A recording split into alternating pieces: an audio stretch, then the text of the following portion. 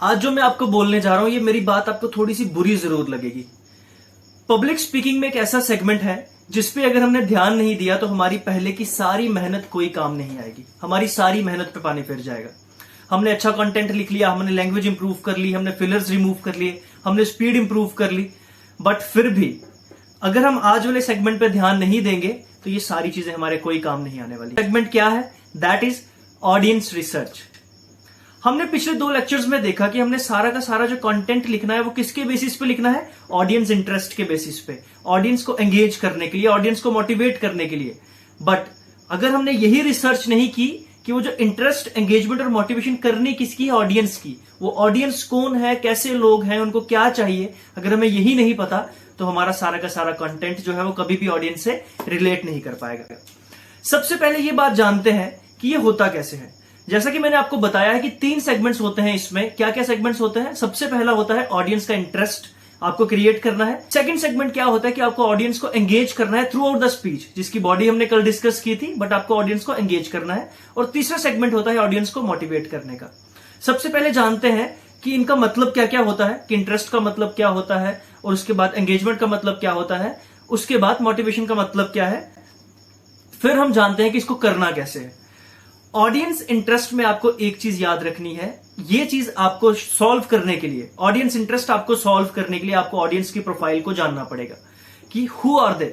आपके जो ऑडियंस है वो कौन है? क्या वो स्टूडेंट्स हैं? क्या वो टीचर्स हैं? क्या वो हाईली इंटेलेक्चुअल पर्सन है? क्या वो कॉर्पोरेट एम्प्लॉयज हैं? क्या वो आपके बॉस हैं? आप प्रेजेंटेशन दे रहे हैं, आपके क्लाइंट हैं? आपको जानना पड़ेगा हु आर दे। और जो दूसरी चीज आपको जाननी पड़ेगी, that is what do they care about. ये दोनों चीजें आपको फिगर आउट करनी पड़ेंगी। अभी आपकी स्क्रीन पे एक नीचे फॉर्म दिखेगा, ये आपको फिल आउट करना है। सबसे पहले आपको प्रोफाइल जाननी है आपके ऑडियंस की कि who are they and what do they care about. First figure out this. इसके बेसिस में हम इंटरेस्ट कैलकुलेट कर सकते हैं कि उनका इंटरेस्ट कैसे जनरेट करना है। Second thing that comes is that is audience engagement. Audience engagement में आपको पता होना चाहिए कि ऑडियंस जो आपके सामने बैठी है दैट इज बाय चॉइस और नॉट बाय देयर चॉइस। ये आपको फिगर आउट करना पड़ेगा। आपको समझना पड़ेगा कि ये जो लोग आपके सामने बैठे हैं, जो सुन रहे हैं, ये अपनी मर्जी से सुन रहे हैं या फिर जबरदस्ती इनको बिठाया गया है। जैसे कई बार स्कूल स्टूडेंट्स को बिठा दिया जाता है, कोई लेक्चर है, कोई सेमिनार है, but they are not interested in that. अगर उस केस में आपको उनमें थोड़ा सा इंटरेस्ट जगाना पड़ेगा तो आपको कुछ ना कुछ पिकअप लाइन में इंप्रूवमेंट करनी पड़ेगी। तो ये चीज आपको ऑडियंस एंगेजमेंट में ध्यान रखना पड़ेगा कि जब आप बॉडी भी लिखेंगे स्पीच की, आपको बार बार मॉरल पे फोकस करना पड़ेगा। पिकअप लाइंस, इंटरेस्टिंग चीजें, इंटरेक्शन, ह्यूमर, ये बढ़ाना पड़ेगा अपनी स्पीच में अगर लोग आपकी स्पीच में इंटरेस्टेड नहीं है। और एक आपको और चीज जाननी पड़ेगी मोटिवेशन के लिए कि व्हाट डू दे नो। उनकी आपको नॉलेज जाननी पड़ेगी कि उनको पता क्या है और वो क्या जानना चाहते हैं। आपको ये पहले पता होना चाहिए कि कम से कम इनका कोई प्री कंसीव्ड थॉट्स या कोई स्टीरियोटाइप्स कुछ ऐसे हैं क्या।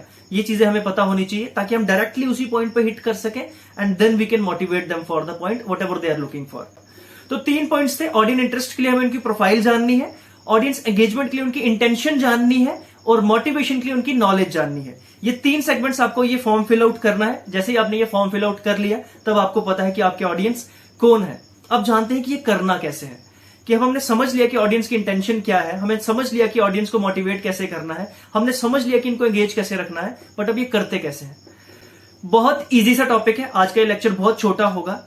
जब भी आप अपना लेक्चर स्टार्ट करेंगे तो आपका हमेशा पिकअप लाइन जो है वो मोटिवेशन से लिंक करना चाहिए। अब ऐसा करिए, मोटिवेशन को ही उठा के सबसे पहले ऊपर रख लेते हैं। सबसे पहले मोटिवेशन को ही डिस्कस करते हैं। आप मेरे इन 2 सवालों का आंसर दे दीजिए, आपको आपकी स्पीच का कंक्लूजन भी मिल जाएगा और पिकअप लाइन भी मिल जाएगी। क्या कोई ऐसा चैलेंज है जो आपके ऑडियंस फेस कर रहे हैं जो आप अपनी स्पीच के द्वारा सॉल्व कर सकते हैं? And what is the ideal solution that you have? अब जो चैलेंज है इसको आप पिकअप लाइन रख लीजिए और जो सोल्यूशन है इसको आप कंक्लूजन में रख लीजिए। इस तरह से आपका मोटिवेशन वाला पूरा पार्ट भी कवर हो जाएगा और आपका जो स्पीच है उसका जो रिलेशन था पिकअप लाइन से मोटिवेशन तक, वो सारा का सारा दोबारा से बन जाएगा। अब फोकस किस पे करना है? बॉडी पे। बॉडी पे फोकस करने के लिए आपको सेकंड पार्ट जो उनका देखना पड़ेगा, दैट इज आपको आपके ऑडियंस की 2 चीजें और फिगर आउट करनी पड़ेंगी। The first thing is their assumptions and the second thing is their mood. assumptions को फिगर आउट करने के लिए आपको क्या करना है? You have to know about their myths, कि क्या कोई ऐसा स्टीरियोटाइप जैसा मैंने पहले डिस्कस किया था उनके दिमाग में चल रहा है, क्या इस टॉपिक के बारे में उनको पहले से कुछ पता है जो गलत है या ओवर जनरलाइज्ड है, जैसा मैंने कल स्पीच में बताया था। आप उसको यहां पे हाईलाइट कर सकते हैं। आपको यहां पे मॉरल ग्राउंड सबसे पहले रखना है, जहां पे आप उनको प्री कंसेप्शन जो है उसको हाईलाइट करेंगे, उसी मॉरल का लॉजिक और उसी को आपको प्रूफ देना है ताकि ऑडियंस आपके साथ एंगेज रहे। और दूसरी जो चीज है, you have to note down their mood. अगर आपको लगता है कि ऑडियंस के साथ आप रिलेट नहीं कर पा रहे हैं, then you have to use the interaction method, you have to use your sense of humour, ताकि आप ऑडियंस के साथ रिलेट कर पाए। ऑडियंस के बारे में जानिए कि आप किसके सामने बोल रहे हैं, क्या बोल रहे हैं, क्या सोल्यूशन है आपके पास, क्या आप ऑफर कर रहे हैं। ऑडियंस का इंटरेस्ट, एंगेजमेंट और मोटिवेशन, तीनों चीजों का ध्यान रखिए। आपकी स्पीच हमेशा माइंड ब्लोइंग रहेगी। लेक्चर ये बहुत छोटा था, पर ये आपको बार बार देखना पड़ेगा ताकि आप इसको अच्छे से समझ सकें कि ये चीज क्या है, कैसे हम ऑडियंस को रिलेट करते हैं। ये एक फॉर्म आप फिल आउट करेंगे जब भी आप स्पीच देने जाएंगे। ये जो फॉर्म आपको दिखाया था स्क्रीन पे, अभी भी आपके स्क्रीन पे शो हो रहा है, ये आपको फिल आउट करना है जब भी आप अपनी स्पीच देने जाएंगे, और उसके बाद आप स्पीच देने जाइए। Your speech will be awesome. Content लिखना मैं आपको कल ही बता चुका हूं।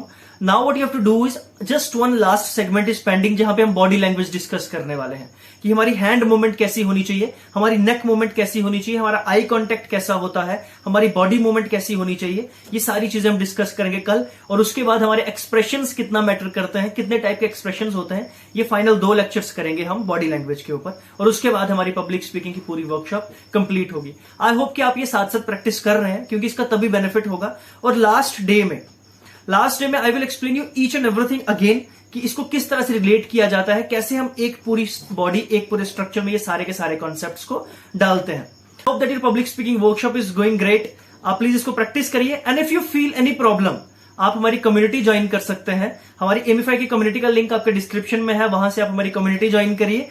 And if you want any personalize suggestion from me कि क्या चीज हम करेक्ट कर सकते हैं, क्या चीज गलती कर रहे हैं हम अपनी स्पीच में, या फिर आप स्पीच लिख के मुझे भेजना चाहते हैं, जैसे कुछ बच्चों ने मुझसे पूछा था कि अगर मैं लिख के भेजूंगा तो क्या आप चेक करोगे। डेफिनेटली आप अपनी स्पीच लिख के भेजिए, मैं एक्जैक्टली उसमें बताऊंगा कि क्या आपने सारे ग्राउंड्स कवर किए हैं या नहीं।